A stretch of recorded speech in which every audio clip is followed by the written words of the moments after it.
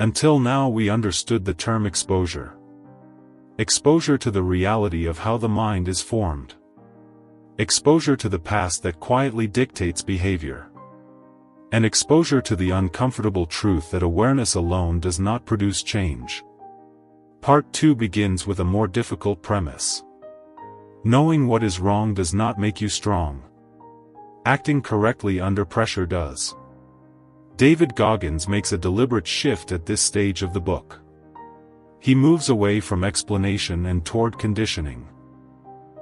The question is no longer why the mind is weak. The question becomes how weakness is systematically removed. This part of the book introduces the architecture of mental toughness. Not as a personality trait. Not as a motivational state. But as a skill, built slowly, repeatedly, and often invisibly. The chapters in this section examine how the mind responds when it is pushed beyond what it prefers, but not beyond what it can survive. Goggins is not interested in inspiration here. He is interested in proof. Proof that the mind quits before the body. Proof that discomfort is not a signal of danger, but of adaptation. Proof that discipline outlasts motivation every single time. A critical idea runs underneath all the chapters in this part. The mind negotiates limits constantly. Every time effort becomes uncomfortable, the mind offers an escape, sometimes logical, sometimes convincing, almost always tempting. And each time that negotiation is accepted, a precedent is set.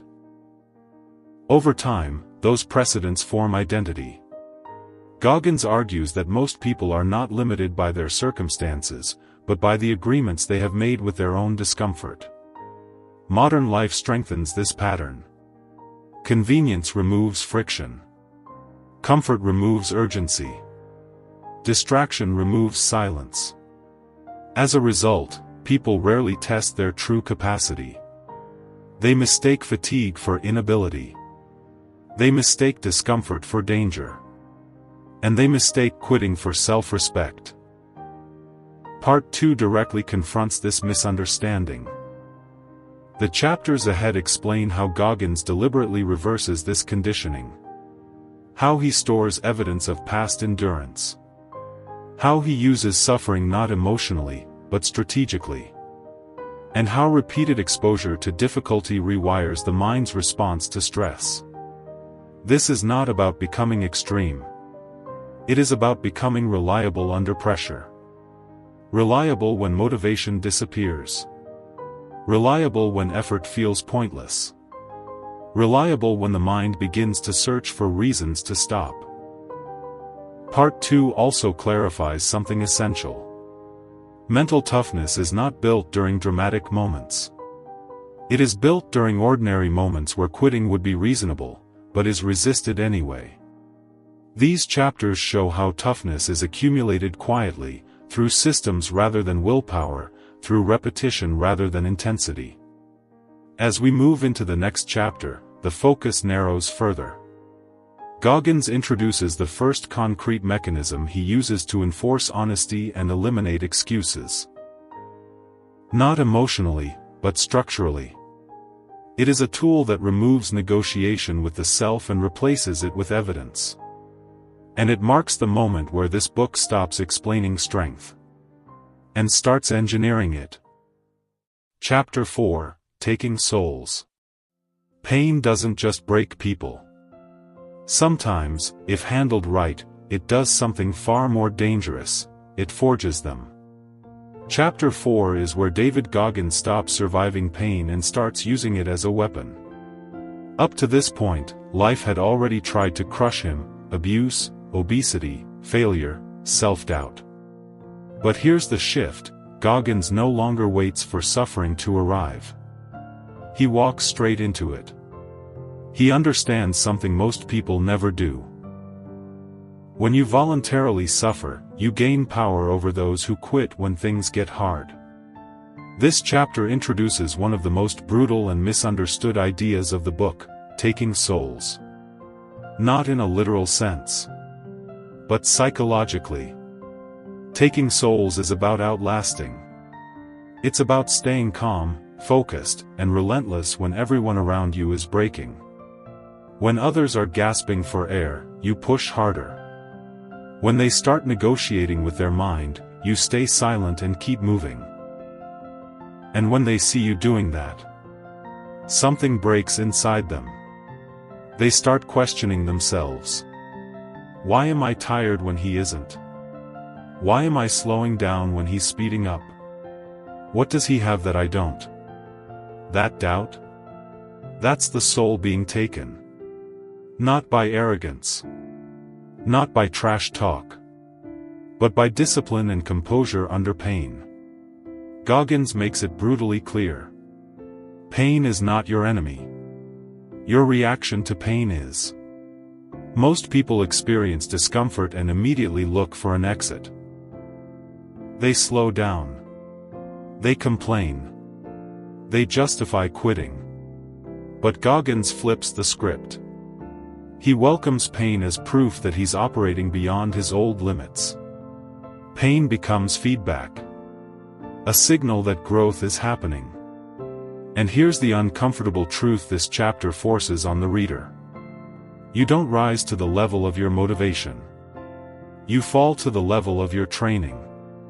When pain hits, and it always will, the only thing that saves you is what you've already built in silence. Chapter 4 destroys the myth that toughness is about muscles or talent.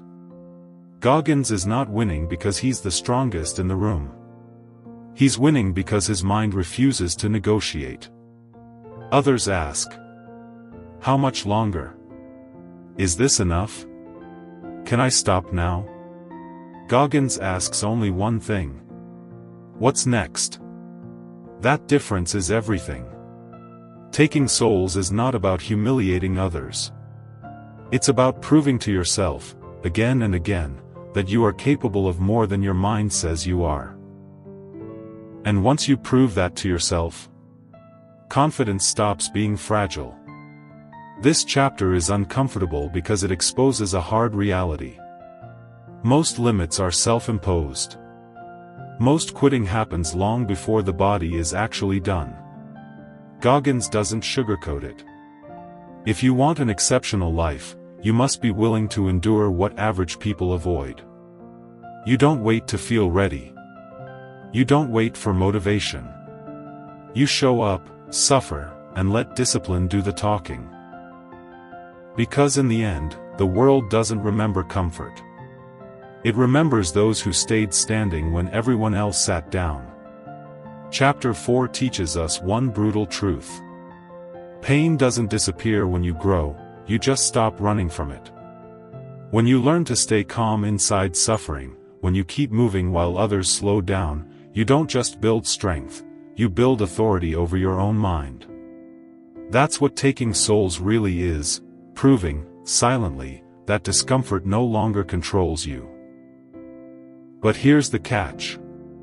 You can take souls for a day. You can dominate a moment. You can even shock yourself once. The real question is, can you do it every day? Because in the next chapter, Goggins reveals something even more dangerous than pain itself. The moment you start believing you've arrived. Chapter 5 is where we learn why winning once is easy. But staying hard requires a completely different level of discipline. Chapter 5, Armored Mind.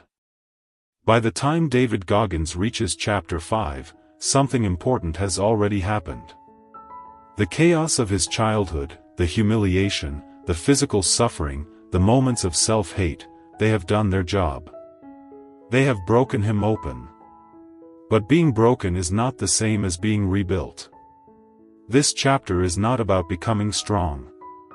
It is about becoming untouchable. Goggins introduces a concept that separates temporary discipline from lifelong toughness. The armored mind. An armored mind is not optimism. It is not confidence. It is not motivation. An armored mind is the ability to function clearly while under attack, from pain, from doubt, from fatigue, and most dangerously, from your own thoughts. Goggins explains that most people train their bodies and neglect their minds. They lift weights, run miles, read books, but the moment pressure appears, their inner dialogue collapses. They negotiate. They complain. They quit internally long before they quit physically. The armored mind does the opposite. It expects pain. It plans for resistance. It assumes things will go wrong. Because when suffering is expected, it loses its power to shock you. One of the central ideas in this chapter is what Goggins calls mental callousing.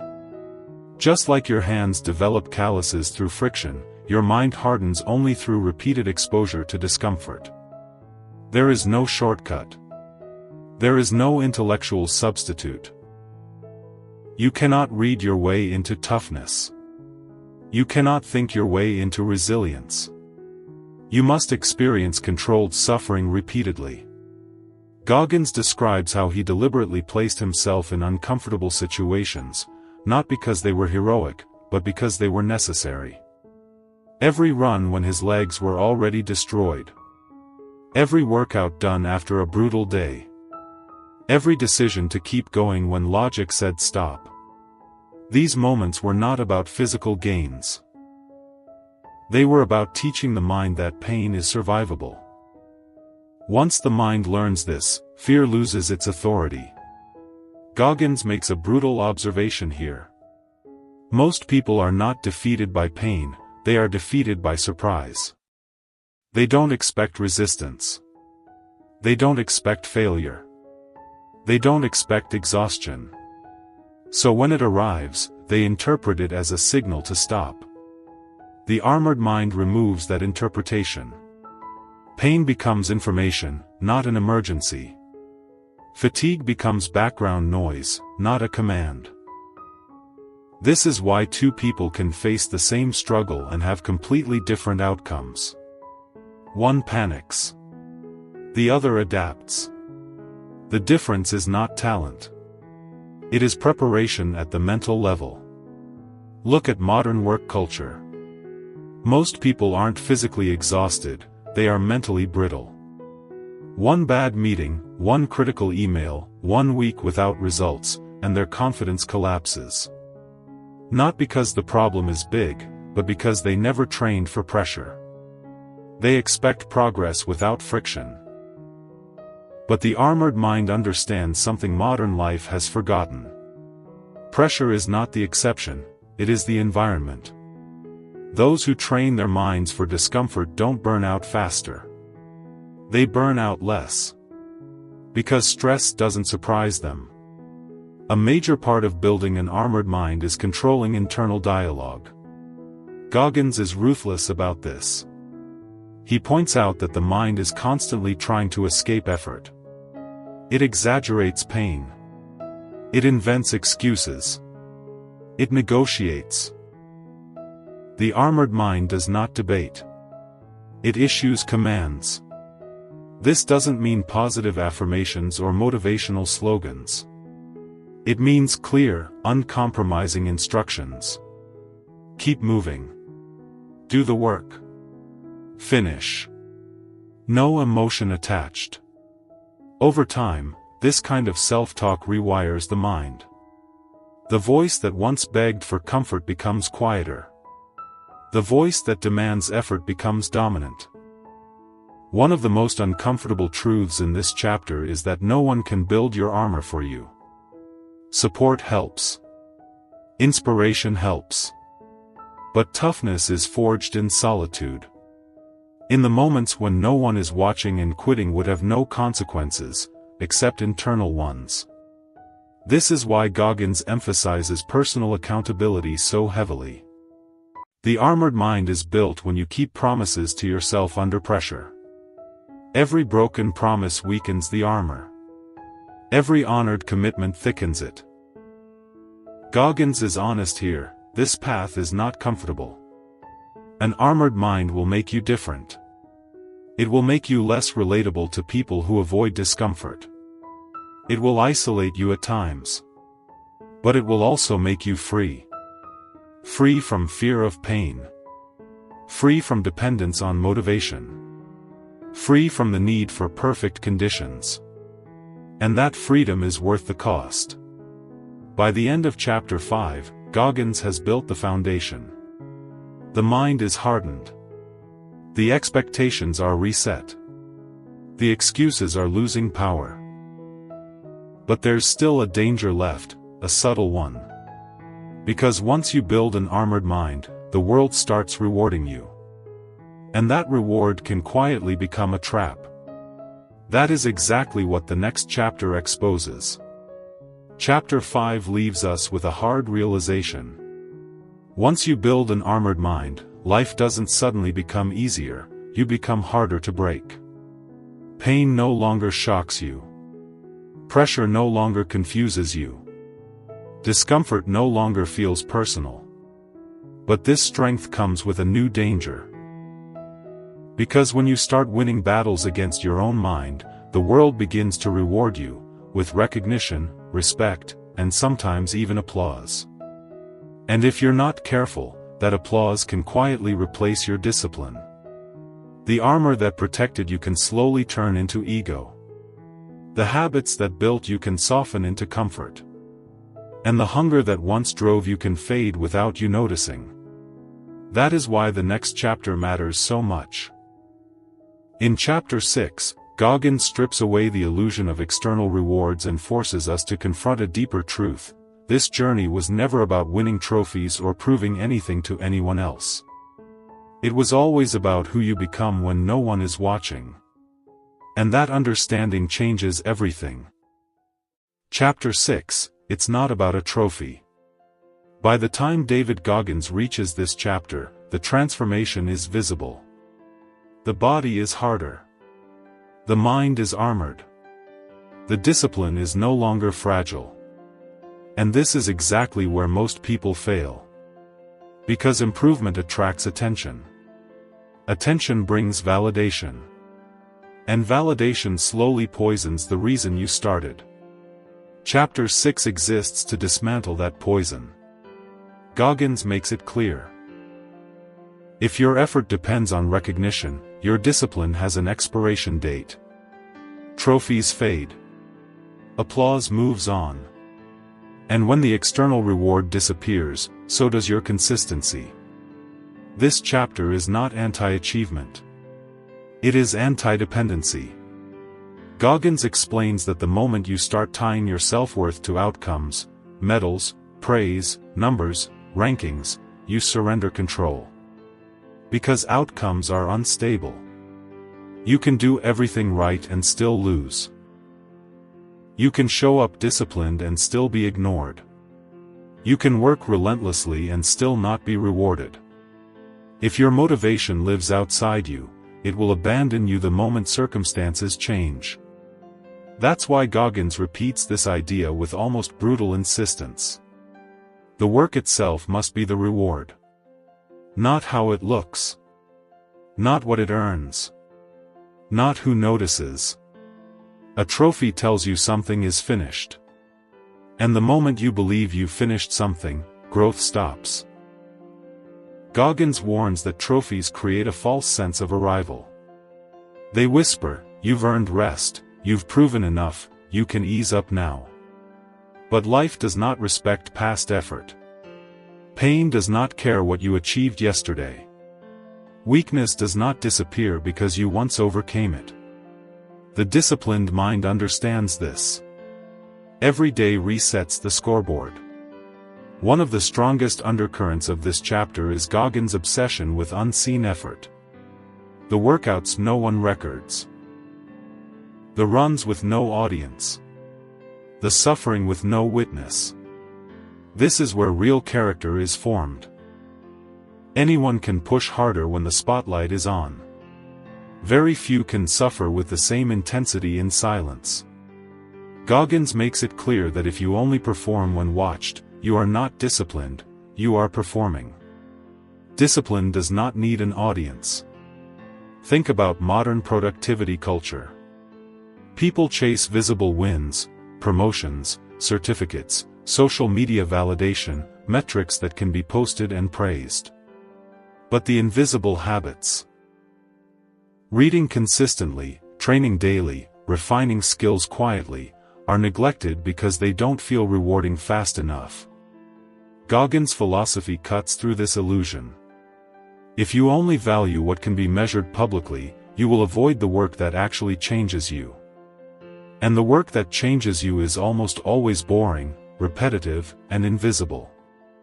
This chapter introduces an important mental shift.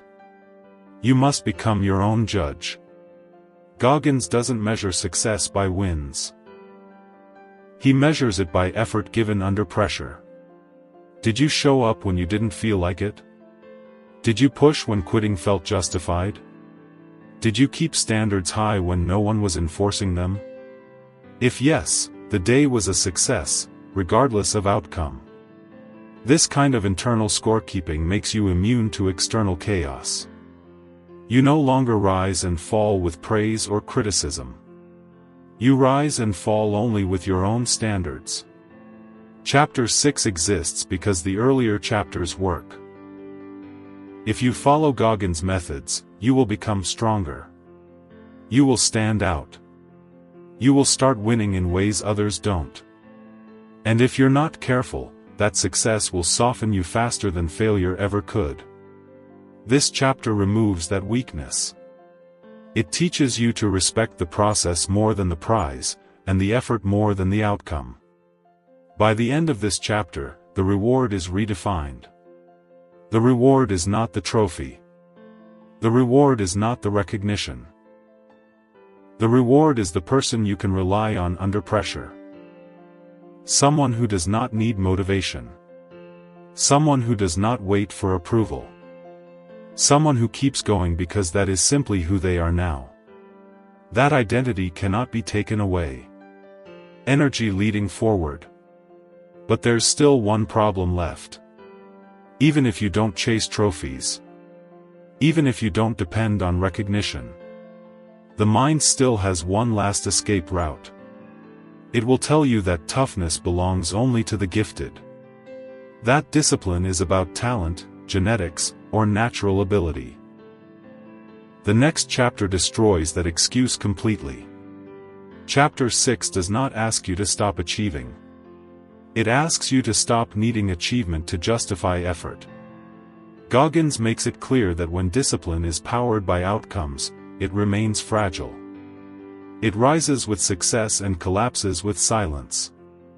But when discipline is powered by standards, it becomes stable, unaffected by praise or neglect.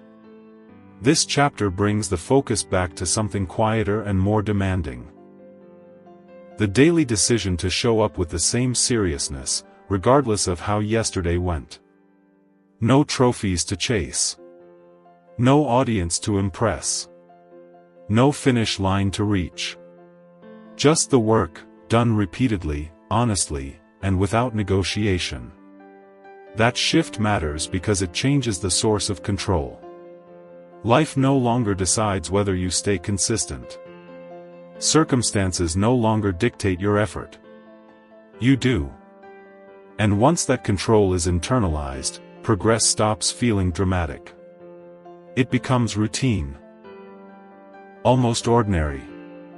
And that ordinariness is the sign that discipline has finally taken root. Chapter 6 ends here, not with intensity, but with quiet resolve.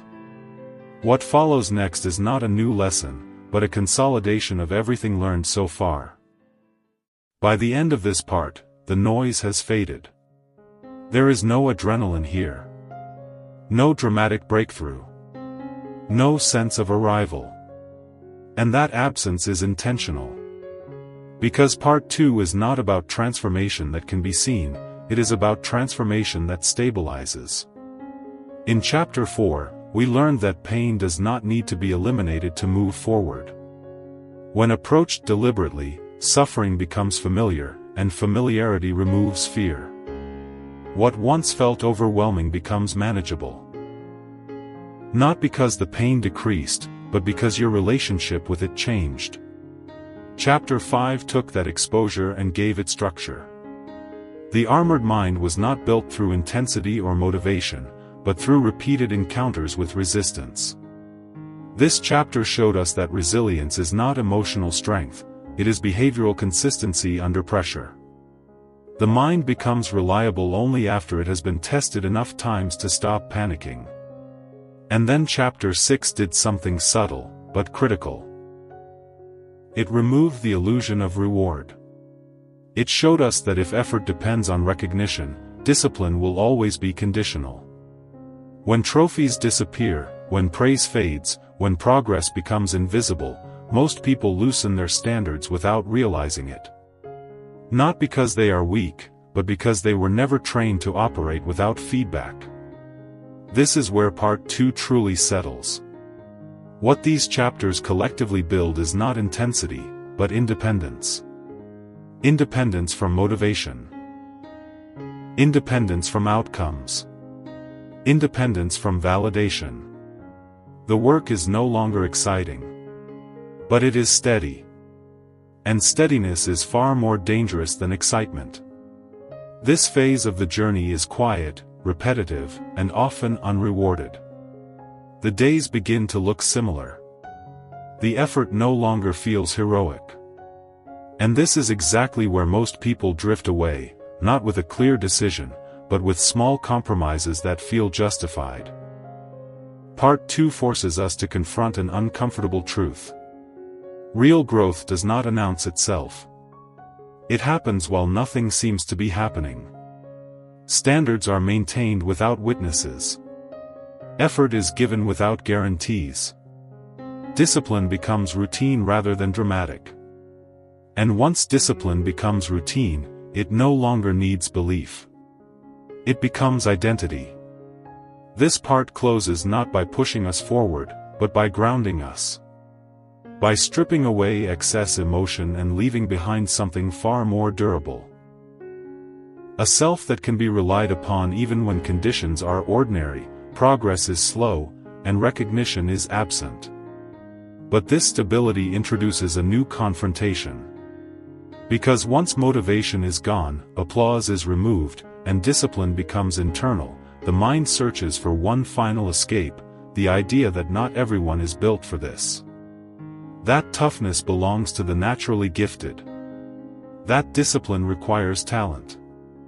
The next part exists to dismantle that belief completely. And when it does, there will be nothing left to lean on except choice.